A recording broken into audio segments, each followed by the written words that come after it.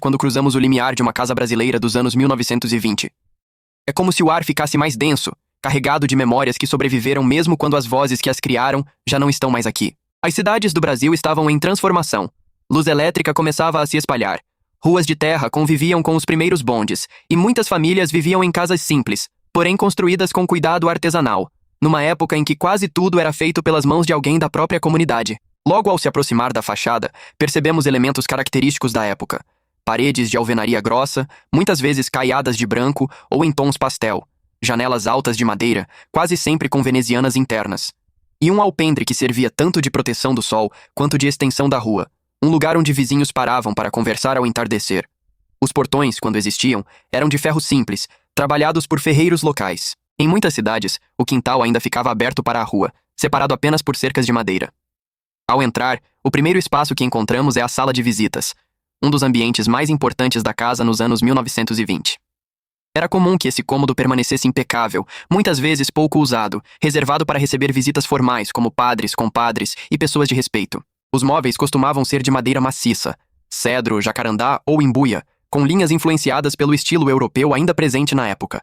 Poltronas estofadas com tecido floral, uma mesa de centro trabalhada e, em muitas casas, um oratório com imagens de santos, pois a religiosidade católica estruturava grande parte do cotidiano familiar. No canto da sala, quase sempre repousava uma peça que hoje desperta imediata nostalgia. O rádio de válvulas, que começou a aparecer com mais frequência, especialmente no final da década de 1920. Para muitas famílias, era o primeiro contato com notícias narradas ao vivo, músicas distantes e programas de auditório. Antes disso, o som que predominava era o gramofone, girando discos pesados de 78 rotações. As paredes geralmente exibiam retratos de família, fotografados em estúdios, uma prática comum, já que a fotografia doméstica ainda engatinhava. Muitas dessas imagens mostravam poses formais, roupas de domingo e expressões sérias, não por falta de alegria, mas porque permanecer imóvel durante a foto era essencial. Passando da sala para os demais cômodos, caminhamos por corredores estreitos, quase sempre alinhados em plantas retangulares. Não era raro que a casa tivesse piso de tábuas corridas, rangendo sob os passos, ou ladrilhos hidráulicos coloridos nos ambientes sociais.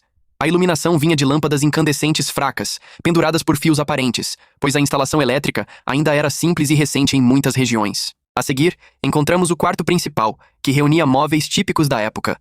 Uma cama de ferro, muito popular até meados da década de 1930, com cabeceira ornamentada, um guarda-roupa de 2 portas com espelho em uma delas, uma cômoda com puxadores de metal e, às vezes, uma penteadeira com tampo de mármore.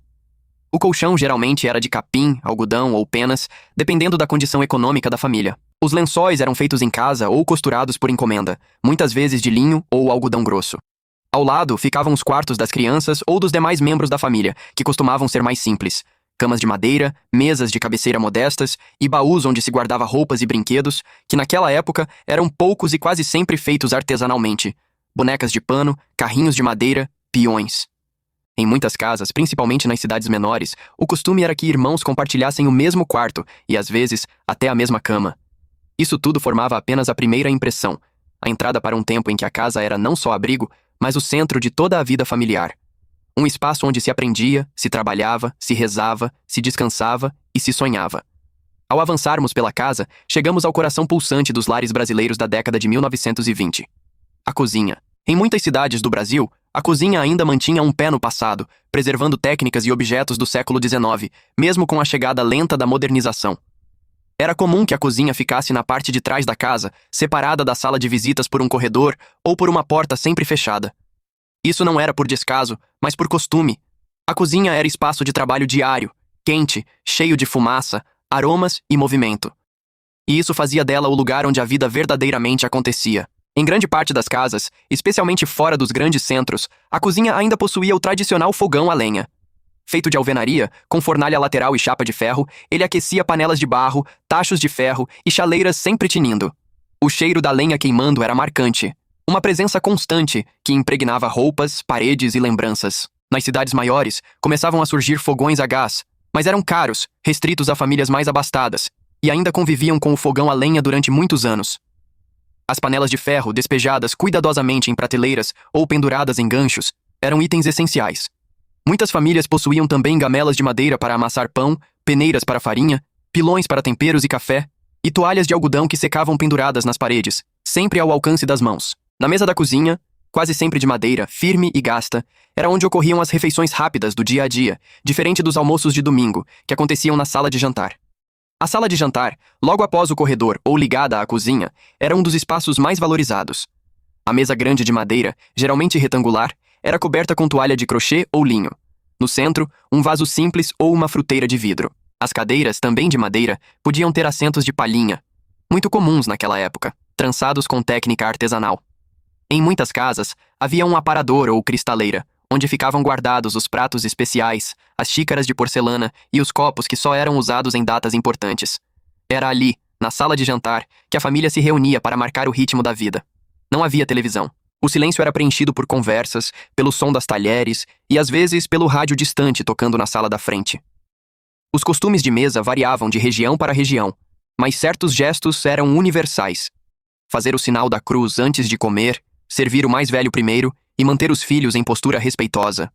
A autoridade dos pais, sobretudo do pai, era forte e quase sempre incontestada, reflexo da estrutura familiar predominante na época. A casa dos anos 1920 também tinha seu ritmo ditado pelas atividades domésticas. Antes que o dia amanhecesse, já se ouvia o barulho da água sendo puxada do poço ou derramada das tinas onde era armazenada. Em muitas cidades, o abastecimento público de água ainda era limitado, e lavar roupa era tarefa pesada, feita em tanques de pedra ou mesmo em rios e bicas quando a cidade ainda não dispunha de redes próprias. O sabão caseiro, feito com gordura reutilizada e soda cáustica, era comum, especialmente em famílias que precisavam economizar. Era nessa rotina que se destacava a figura das mulheres da casa, mães, filhas e, em famílias mais ricas, empregadas domésticas, muitas vezes vindas de regiões interiores.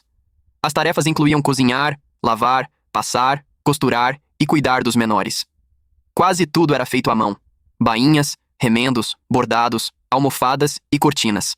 A máquina de costura, quando havia uma, era quase um tesouro, daquelas movidas por pedal. O dia girava em torno de pequenos gestos que revelavam um mundo sem pressa. Varrer o quintal com vassoura de galho, acender o fogo com gravetos guardados cuidadosamente, limpar os móveis com óleo de peroba, bater tapetes na área externa e abrir as janelas cedo para que a luz e o ar circulassem, pois a ventilação era fundamental em um tempo anterior aos ventiladores elétricos se popularizarem. Assim seguia a vida nos interiores da casa, marcada pela simplicidade, pelo trabalho constante e por uma cadência que hoje quase não reconhecemos mais. Uma vida que exigia esforço, mas que também deixava um rastro de memória profunda, e que, ao revisitarmos hoje, provoca uma saudade por vezes inexplicável. Ao atravessar a parte interna da casa e empurrar a porta dos fundos, entramos em um espaço que, para muitas famílias brasileiras dos anos 1920, era tão importante quanto qualquer cômodo: o quintal. Era ali que a rotina se misturava com a natureza, onde os cheiros de terra molhada, frutas maduras e sabão fresco se encontravam com o som das galinhas, do vento e de risadas das crianças. Os quintais urbanos eram amplos, muito mais do que costumamos ver hoje. Havia quase sempre um chão de terra batida, firme e avermelhada. Em muitas casas, o quintal era dividido em áreas de uso: o lugar da horta, o do galinheiro, o canto das frutas, a parte da lavanderia e o espaço da convivência, onde os adultos se reuniam nas tardes quentes para descascar legumes, conversar ou simplesmente descansar à sombra. A horta era marcada por canteiros organizados, plantados com o essencial do dia a dia: couve, alface, cebolinha, cheiro verde, quiabo, taioba e, em algumas regiões, plantas medicinais como boldo, erva cidreira, hortelã e malva. A presença de plantas medicinais era comum, já que o acesso a médicos e farmácias ainda era limitado, especialmente fora dos grandes centros. Muitas famílias mantinham pés de fruta, goiabeiras, jabuticabeiras, laranjeiras, limoeiros ou mamoeiros, espécies comuns em praticamente todas as regiões do país naquela época. O galinheiro não era um luxo, era quase obrigatório. A criação de galinhas fornecia ovos frescos e, de vez em quando, carne para datas especiais.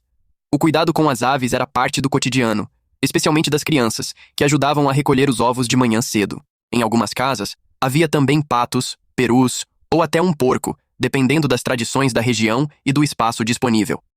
Na área da lavanderia, encontrávamos o tanque de pedra ou cimento, geralmente construído ao lado de uma bica ou de uma torneira alimentada por caixa d'água, quando havia.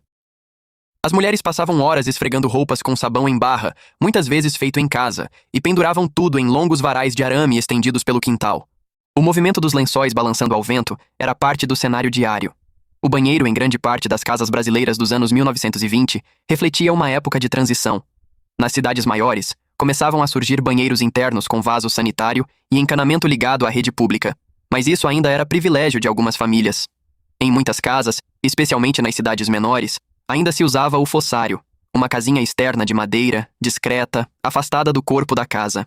O banho podia ser tomado em grandes bacias de metal, dentro do quarto ou no quintal, ou no famoso chuveiro frio, ligado a um simples cano que despejava água vinda da caixa d'água. A água quente, quando havia, vinha do fogão a lenha, transportada em baldes. Apesar das dificuldades para os padrões atuais, havia uma delicadeza silenciosa no modo como se vivia. No final da tarde, as cadeiras eram puxadas para a sombra, e os adultos se reuniam enquanto as crianças corriam pelo quintal, jogavam bola de meia, brincavam de roda ou inventavam histórias com gravetos e folhas.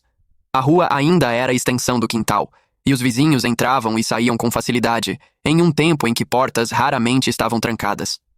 Era também costume sentar-se à porta de casa ao cair da noite, tomando o ar fresco e conversando sobre o dia. Sem televisão, sem pressa, sem o barulho constante das máquinas modernas, o tempo parecia esticado, generoso. O nascer e o pôr do sol determinavam o ritmo da vida. O silêncio era sonoro, preenchido apenas por cigarras, risos distantes e o ranger sereno de uma cadeira de balanço. Assim seguia a vida no quintal e nos espaços externos, simples, trabalho duro, mas cheia de pequenos momentos que hoje se transformam em lembranças profundas, quase míticas. Momentos moldados pelo contato direto com a terra, com o ar livre, com o gesto humano despretensioso que 100 anos depois ainda toca fundo na memória coletiva. E então, ao caminhar de volta pelos cômodos, percebemos que a casa dos anos 1920 guarda algo que não se encontra nos objetos em si, mas no que eles testemunharam. Cada sala, cada móvel, cada fresta de luz que entra pela janela carrega marcas silenciosas de vidas que já se foram, mas que deixaram rastro. A sala de visitas, antes tão formal, hoje parece nos observar com aquele ar de cerimônia perdida no tempo. As poltronas alinhadas, a mesa firme, o rádio que um dia trouxe as primeiras notícias vindas de longe. Tudo aquilo permanece como se ainda aguardasse alguém que acabou de sair ali pela porta. O corredor, estreito e simples, ecoa passos que já não ouvimos. Passos de mães apressadas, de crianças correndo, de pais chegando do trabalho, trazendo consigo o cheiro da rua e o peso dos dias. Nos quartos, as camas de ferro e as penteadeiras parecem guardar confidências antigas. Foi ali que crianças cresceram, que famílias enfrentaram doenças, que segredos foram contados em voz baixa, que orações foram feitas antes de dormir. As roupas dobradas em baús, os espelhos que refletiram tantas gerações. Cada detalhe é um fio que costura o passado ao presente. A cozinha, com seu fogão a lenha ainda marcado pela fuligem de tantos anos, talvez seja o espaço que mais pulsa a memória. Ali a vida acontecia sem que ninguém percebesse sua importância. Ali se cortava o alimento, se cozinhava devagar, se aguardava na água ferver. Ali se conversava enquanto a panela chiava, se ria de coisas simples, se chorava baixinho quando ninguém estava olhando. A cozinha era o abrigo do cotidiano, e o cotidiano, no fim das contas, é onde a gente constrói quase tudo que realmente importa. E ao abrir novamente a porta dos fundos, o quintal nos oferece o último suspiro desse tempo. As árvores que cresceram, o tanque de pedra desgastado, os restos do galinheiro, a horta que já não existe, tudo isso parece nos reencontrar com uma sinceridade que o mundo moderno já quase não conhece. Ali, o vento ainda traz o cheiro de lenha, de fruta, de terra.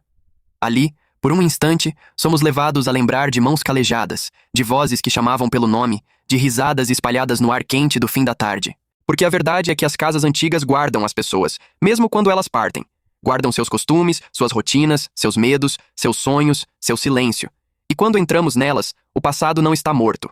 Ele respira. Respira nos móveis, nas paredes grossas, nos rangidos do piso, nas fotografias em preto e branco. Respira porque tudo foi vivido com intensidade verdadeira, sem distrações, sem pressa, sem o ruído do mundo moderno. Respira porque cada gesto daqueles dias deixava marca.